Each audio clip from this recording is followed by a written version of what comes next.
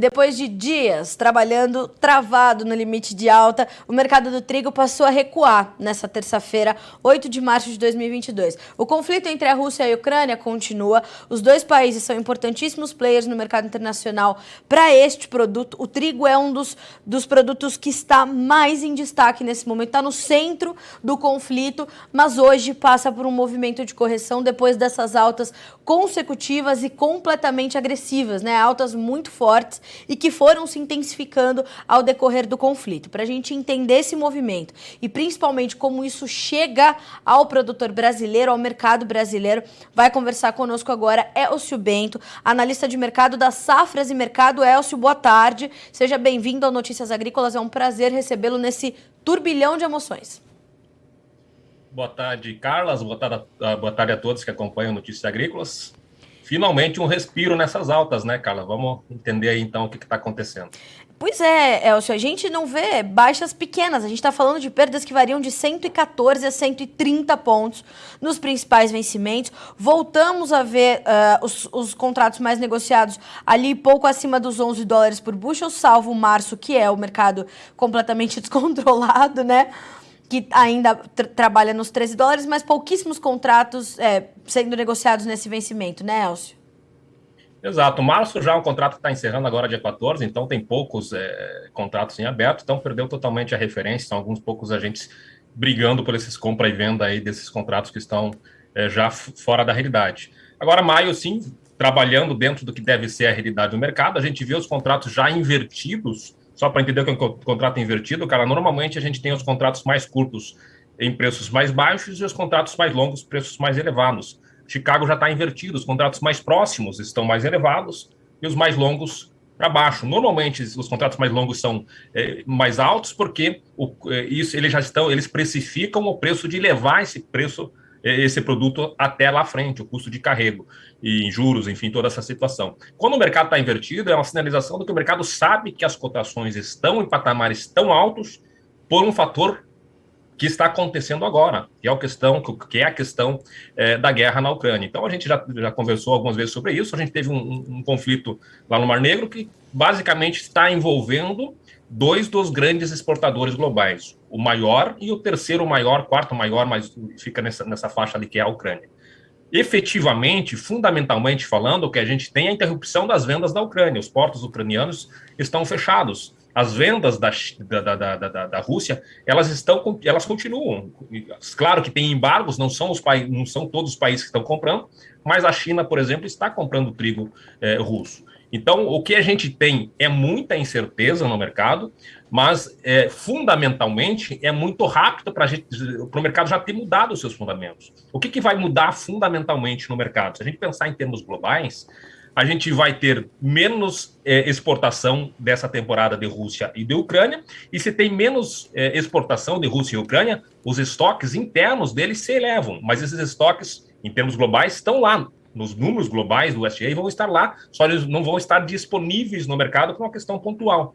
E aí a gente tem outros grandes exportadores, como é o caso da Argentina, Estados Unidos, Canadá, Austrália, o próprio Brasil já está tendo novamente demanda aqui por trigo brasileiro nos portos, está até saindo um negócio no Rio Grande do Sul a preços muito altos, é bem verdade, e o mercado passa a se realinhar. Esse realinhamento da demanda esperada, e não muitas vezes já acontecendo, é que está fazendo os preços subirem, mas ainda é muito especulativo. Subiu mais de 40% em menos de 2 semanas. É uma alta muito elevada. A gente sabe que o mercado está carregando um prêmio de guerra e sabe que os preços estão exagerados em função desse conflito. A partir do momento que o mercado precifique tudo que pode acontecer de pior em termos de guerra, cada vez mais difícil a gente saber o que seria esse pior. Sim. A partir do momento que o mercado precifique essa situação, o mercado tende a estabilizar, a encontrar uma resistência.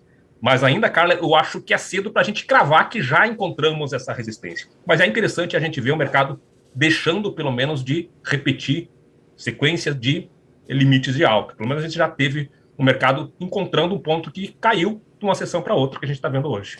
Elcio, ontem, inclusive, nós comentávamos sobre uma notícia que é a questão da produção chinesa, da safra chinesa. E as perspectivas não são das melhores também para essa produção.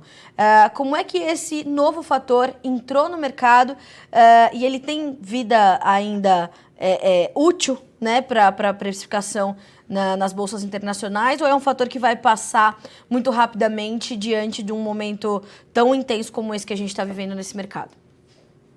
Pois é, Carla, essa notícia, se a gente tivesse em condições normais de mercado, ela seria uma notícia que teria feito o mercado subir de um dia para o outro, aí, quem sabe até 1, 2%. Seria uma notícia de grande impacto. Perdão. Mas como a gente está no meio de outras turbulências mais fortes, essa notícia ela quase passa em segundo plano.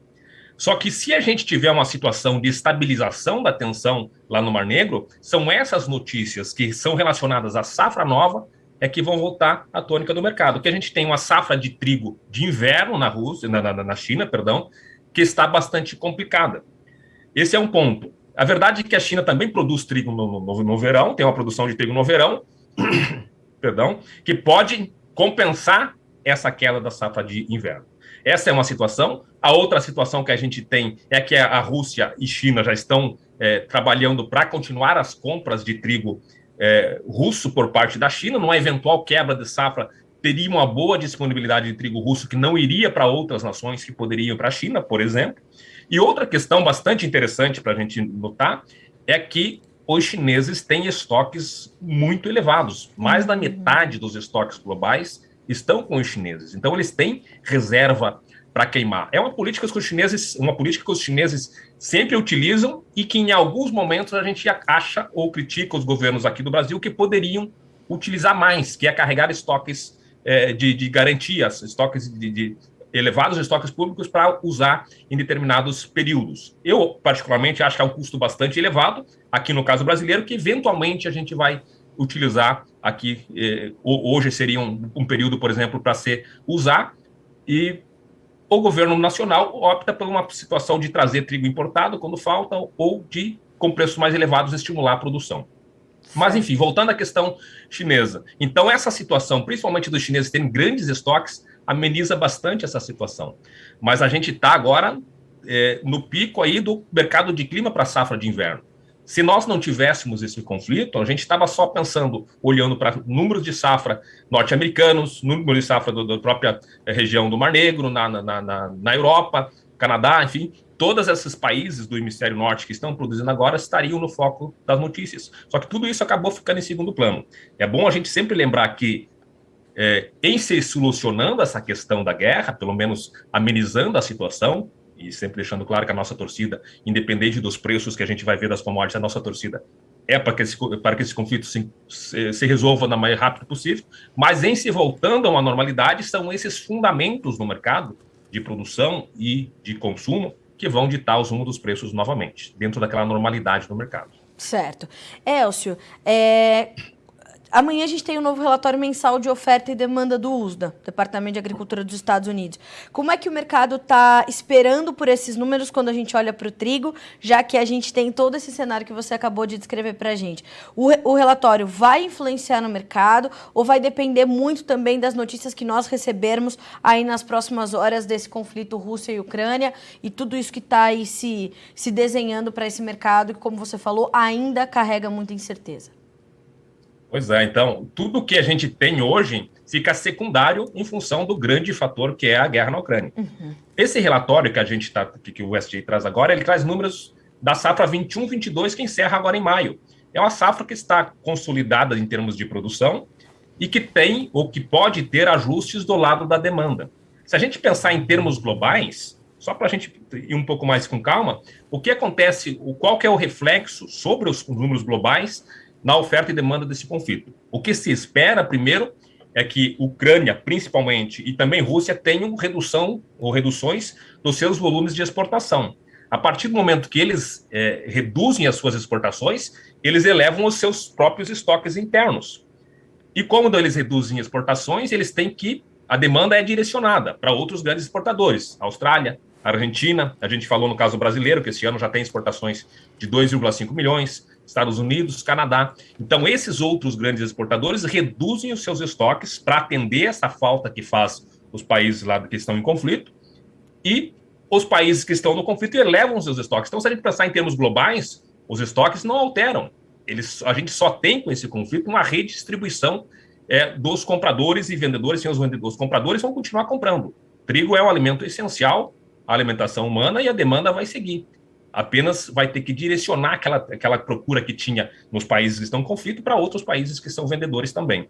Então, essa é a situação que a gente tem. Mas em termos globais não muda muito. Inclusive, Carla, a gente pode ter, com essa explosão de preços que a gente tem do trigo, pode ter uma redução do consumo de trigo para ração animal, que é mais de 100 milhões, 150 milhões de toneladas que são utilizados de trigo para ração animal. Só que o trigo está caro agora em relação ao milho. Então, isso deve fazer com que tenha menos consumo de trigo para ração animal, mas indo para outras alternativas, entre elas o milho, e isso poderia até elevar os estoques globais para essa temporada. Então, em termos globais, é isso. Se a gente pensar mais nos Estados Unidos, por exemplo, que também é um número que chama bastante atenção, aí sim a gente tem 2 pontos também. Quer dizer, aí a gente tem 2 pontos. Um deles é exatamente que vai ter mais demanda por trigo norte-americano.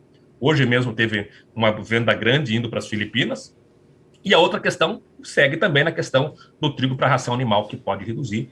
Mas só no relatório de amanhã, a estimativa do mercado é que tem uma leve queda dos estoques americanos. Lembrando que os estoques americanos já são muito baixos em relação ao ano passado. Não tem muito trigo para vender nos Estados Unidos. Por isso, toda essa escassez de oferta que a gente...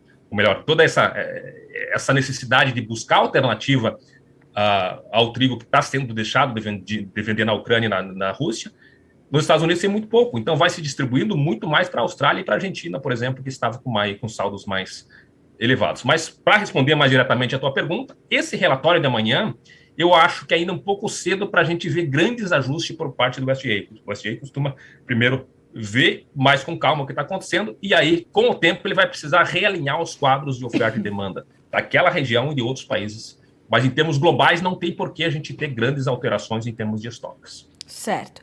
Elcio, como é que ficam o comportamento, como é que os fundos investidores, né, os especuladores e tudo mais, vão se comportando diante desse quadro? A gente tem um fluxo especulativo muito forte sobre o mercado do trigo agora e ele tende a continuar?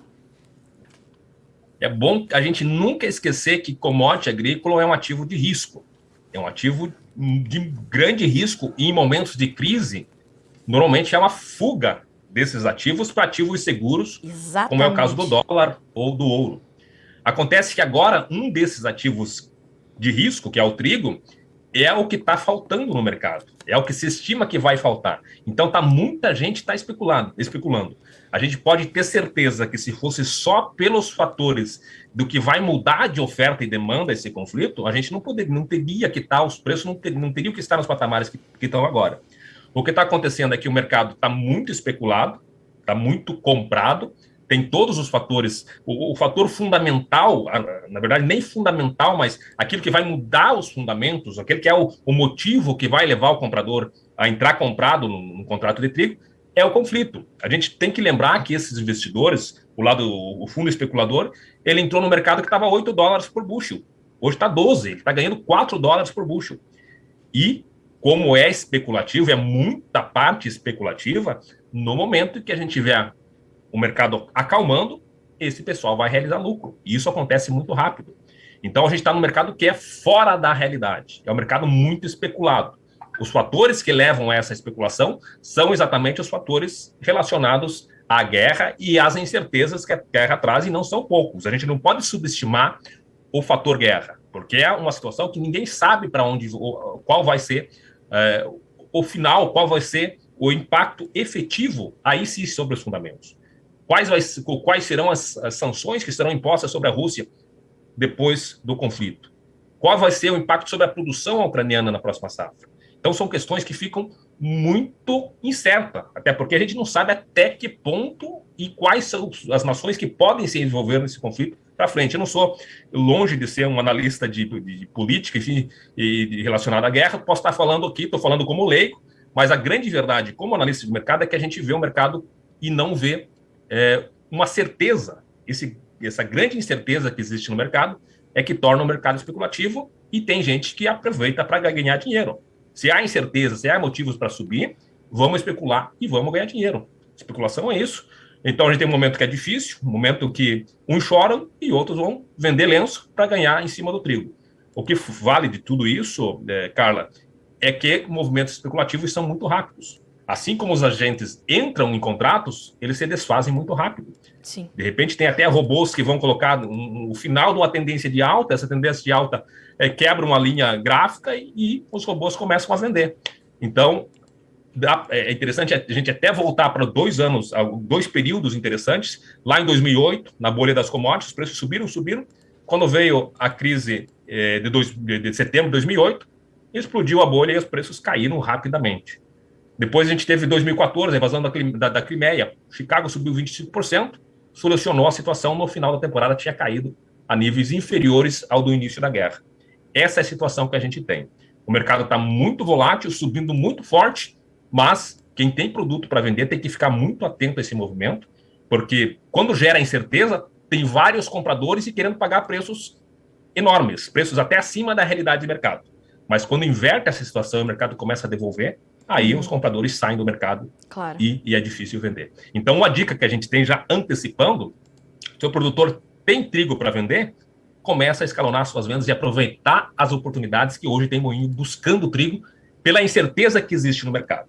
Então, é importante vender na alta. Não precisa vender tudo, pode especular com preços mais altos, pode apostar em preços mais altos, mas não deixa preços altos passarem sem aproveitar. Claro. Elcio, como é que o produtor brasileiro está inserido nesse contexto todo? Os preços aqui no Brasil estão registrando aí patamares historicamente elevados, mas o produtor está aproveitando, está efetivando negócios. Como é que tudo isso está sendo refletido para nós e para a nossa triticultura por aqui? Então, só para deixar bem claro, até para quem não acompanha o mercado no dia a dia, então essa guerra lá na Ucrânia interfere diretamente no nosso mercado, basicamente porque teve o problema de abastecimento, ou a incerteza com o abastecimento daquela região, as bolsas norte-americanas rapidamente explodiram suas cotações. Outros países, como a Argentina, que seguem as bolsas norte-americanas, porque são exportadores, também puderam elevar suas cotações. E a partir do momento que se eleva as cotações no nosso principal fornecedor, que é a Argentina, o nosso preço aqui interno pode subir. Basicamente, para a gente entender isso, os preços lá de Chicago, eles subiram 170 até a sessão de ontem, hoje tem essa queda, vai em torno de $170 a tonelada. Na Argentina, a cotação que estava no porto a 300, 305, hoje está 415, 420.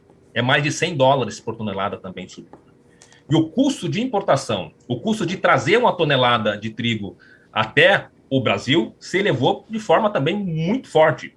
Só para a gente ter uma ideia, antes da guerra, o trigo argentino chegava a moinhos da capital paranaense, por exemplo, por volta de R$ 1.700 a tonelada. Hoje está chegando por volta de R$ 2.500 a tonelada. 2.300, perdão. Dá em torno de 2.250 a 2.280 no interior. Esse é o preço de paridade. Esses 2.250 é o preço que o produtor brasileiro poderia estar vendendo para competir com o trigo argentino. Então, o que está acontecendo em termos de negócio no Brasil? Hoje, o que a gente tem no Paraná, por exemplo, é um produtor que está na defensiva, não vende abaixo de R$ 1.900, R$ 2.000. A pedida base é R$ 2.000 a tonelada, esse é nível recorde de preço. Tá. E na outra ponta, a gente tem um moinho que se coloca está numa posição complicada, que ainda está abastecido, mas não sabe se vai conseguir repassar toda a alta da sua matéria-prima, essa alta forte que a gente teve do grão, para a farinha. Se o consumidor final vai absorver toda essa alta. Claro. Então, é uma incerteza que tem. E já no Rio Grande do Sul, o que acontece? A gente tinha um mercado que estava lá em 1.550, aproximadamente, era a base de compra, e hoje está em 1.900. Em torno de 350, R$ 400 a tonelada a mais do que 2 semanas atrás. É um pulo muito grande e, no caso do Rio Grande do Sul, muito dele está sendo puxado pela demanda internacional.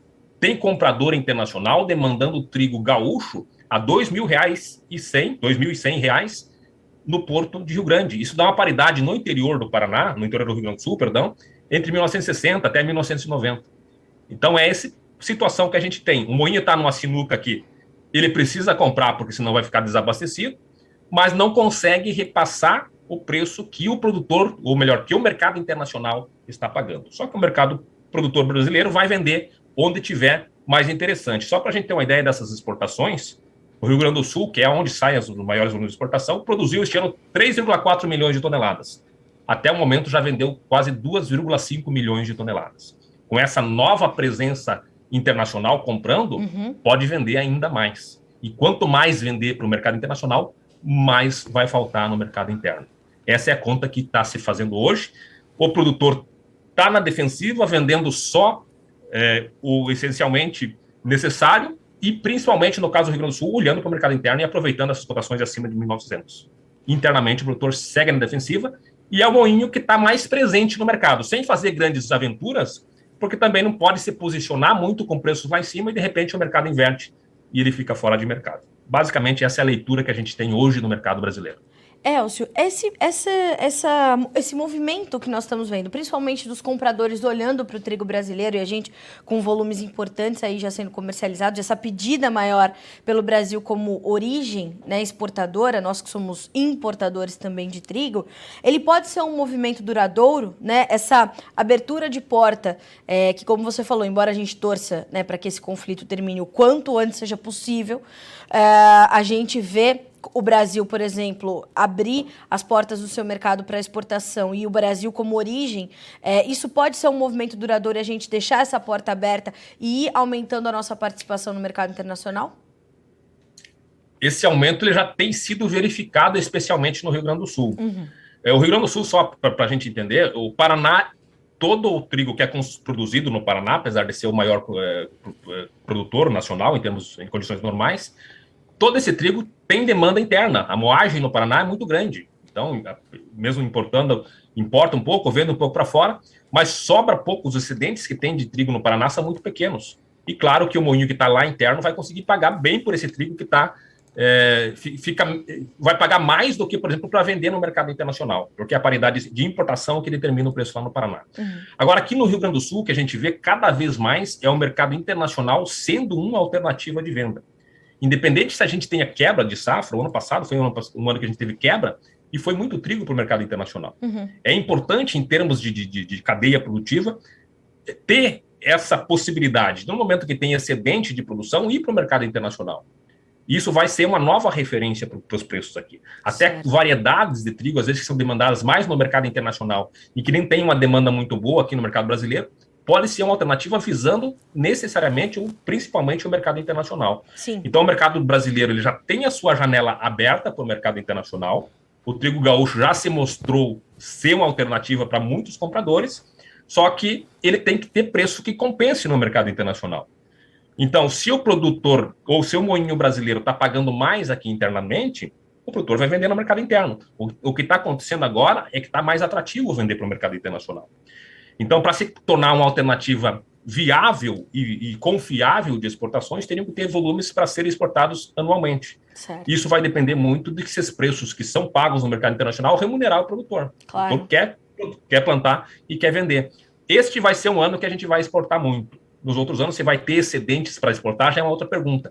Mas sim, a gente já tem a janela aberta do mercado internacional e sempre que o trigo gaúcho, principalmente, é uma alternativa, os compradores internacionais estão vindo cada vez mais forte. Este ano, por exemplo, vai ter mais demanda por trigo gaúcho por compradores de fora do que por compradores do mercado local.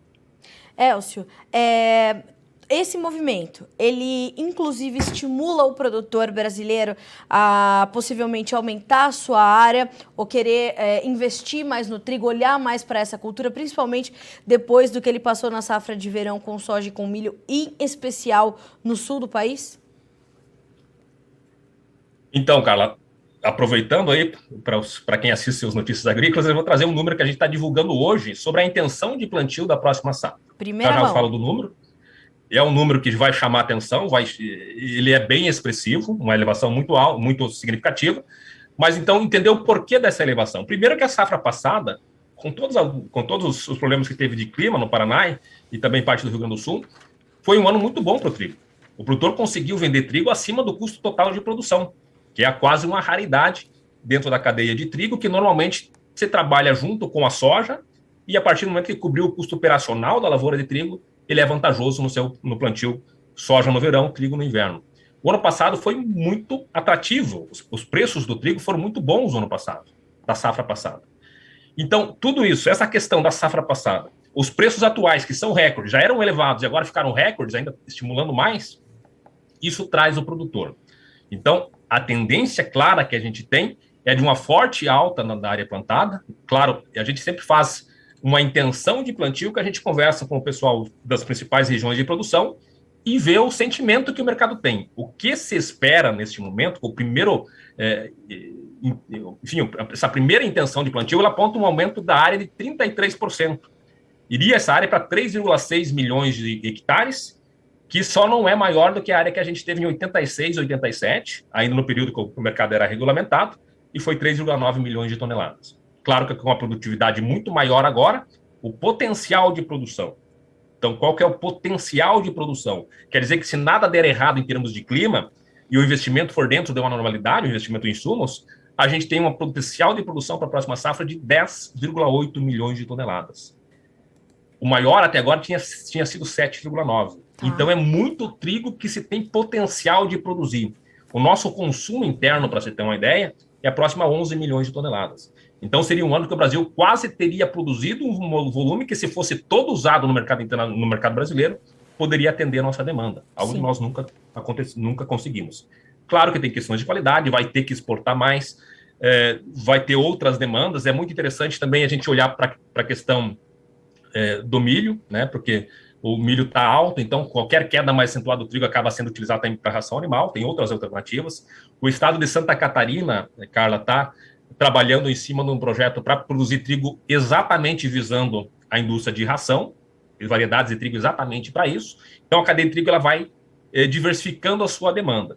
Então, só para dizer, então, que sim, o produtor está muito animado, o produtor está pensando em investir no trigo, o produtor sofreu na safra de inverno, na safra de verão com a seca, e agora espera uma melhora ainda nas condições hídricas para conseguir plantar toda essa safra de trigo.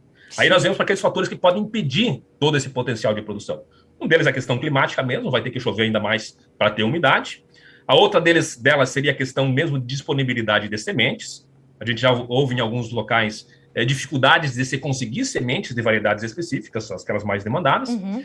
E o terceiro ponto, e talvez o mais complicado, é a questão dos fertilizantes.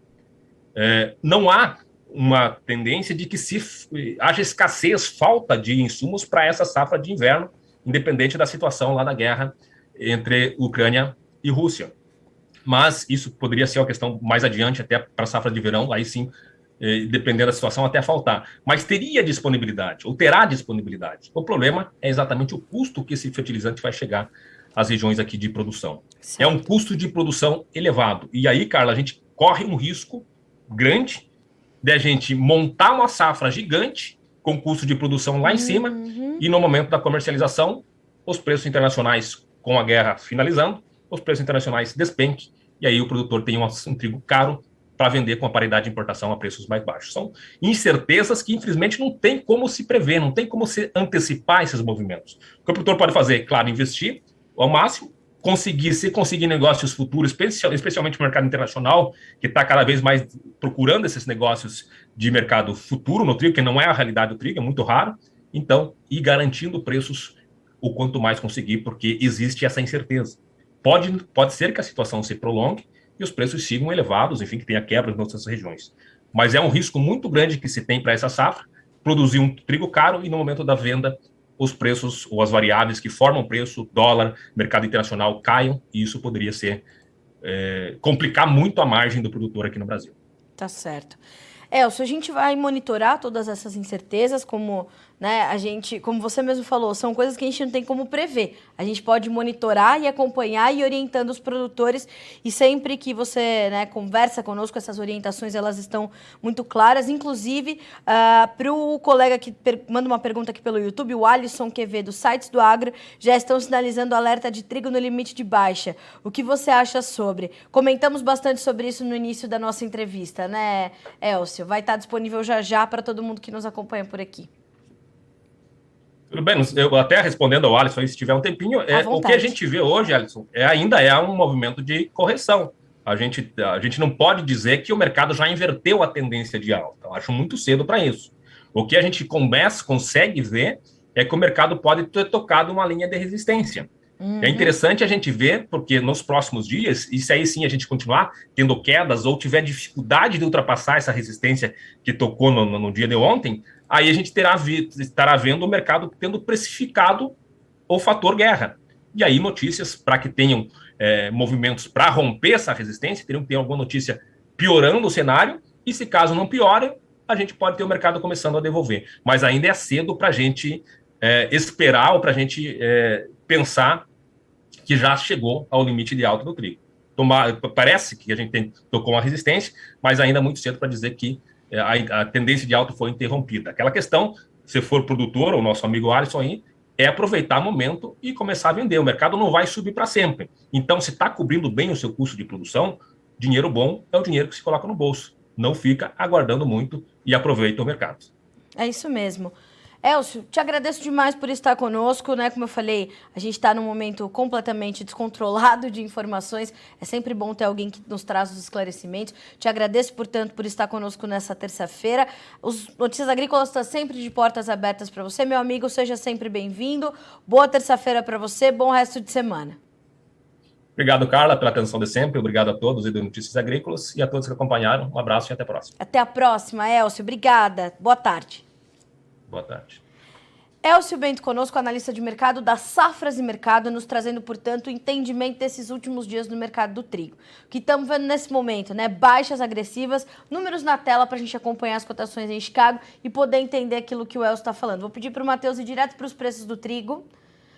Vejam. E não se assustem, nós temos baixas que variam de 114 a 130 pontos nos contratos mais negociados. O março sai da tela já nos próximos dias, dia 14, 15, já sai da tela pouquíssimos contratos sendo negociados nesse vencimento, 13 dólares e 11 cents por bushel, 114 pontos de baixa. O maio perde 130 pontos para 11 dólares e 64, o julho 11 dólares e 22, 130 pontos de ganho, setembro 10 dólares e 25, baixas de 116 pontos e meio. Vamos dar uma olhadinha também nos preços da soja e do milho. Soja primeiro. A soja hoje tem um dia de altas, o março tem 16,95, subindo 20 pontos, mais 75, o maio 16,79, 19 pontos e meio de ganho, o julho 16,42, 8 pontos e meio de alta e o agosto 15 dólares e 89, subindo 9 pontos. Vamos concluir com os números do milho, saber como é que está esse mercado? Também caindo, naturalmente acompanhando o trigo, mercados muito relacionados, o março 7 dólares e 33, o maio 7,4, o julho 7 dólares e 6 e o setembro 6 dólares e 60. Percebam que as altas da soja, elas acompanham os derivados de soja. Então, nós temos altas que superam 2% no farelo e 1% no óleo de soja, tá? Então, para a soja, boa parte dessas altas importantes, fora a demanda que está bastante concentrada lá nos Estados Unidos agora. Hoje o USDA trouxe mais vendas de soja para a China, trouxe vendas de trigo para as Filipinas, então há um deslocamento da demanda de grãos lá para a China, já que a disponibilidade aqui na América do Sul de soja é baixa, e de trigo na Rússia e na Ucrânia, que são primeiro e terceiro maiores exportadores, não acontece nesse momento por conta da guerra que continua por lá. Então, o que o Elcio Bento nos explicou? A gente não pode dizer que o mercado mudou completamente a chave e passou a ser um mercado baixista, negativo, não é isso que acontece. O que nós temos é um movimento de correção e natural e necessário para trazer a saúde de volta ao mercado, que trabalhou por 4, 5 sessões consecutivas travado no limite de alta. Então, o mercado precisa entender como é que as coisas vão se dar a partir de agora, saber quais são as alternativas que os fornecedores estão, os compradores estão enxergando para os seus fornecedores, uma vez que está travada a logística ali, Rússia, Ucrânia, os portos ucranianos estão fechados, são 18 portos fechados, a Rússia sancionada. Nesta terça-feira, demos em primeira mão para você a sanção dos Estados Unidos sobre o petróleo russo, né? Então, os Estados Unidos proibiram a importação de petróleo da Rússia, isso mexeu muito com o mercado, então há uma série de incertezas que ainda precisam ser acompanhadas. No Brasil, a gente vê os preços subindo, R$2.000 por tonelada é um indicador que passou a ser normal, fecha aspas, porque dentro desse mercado a normalidade está passando longe, mas a pedida do vendedor é essa de R$2.000 por tonelada. O Brasil passou a ser uma origem importante, né, e uma alternativa interessante para os compradores, então isso é bastante forte. Diante disso, segundo os últimos números levantados pela Safras e Mercado, que acabaram de ser divulgados, nós devemos ter um aumento expressivo da nossa safra e chegar a superar 10,8 milhões de toneladas. Então, quase 11 milhões de toneladas na próxima safra de trigo, dada essa esse investimento maior, essa olhada mais dedicada e detalhada do produtor ao trigo para essa próxima temporada, dado todo esse quadro que se desenha para esse mercado. Então, Elcio Bento trouxe em detalhes todo esse cenário e já todas essas informações, se você está chegando agora, estarão disponíveis na íntegra para você que nos acompanha por aqui, tá certo? Notícias Agrícolas, 25 anos ao lado do produtor rural.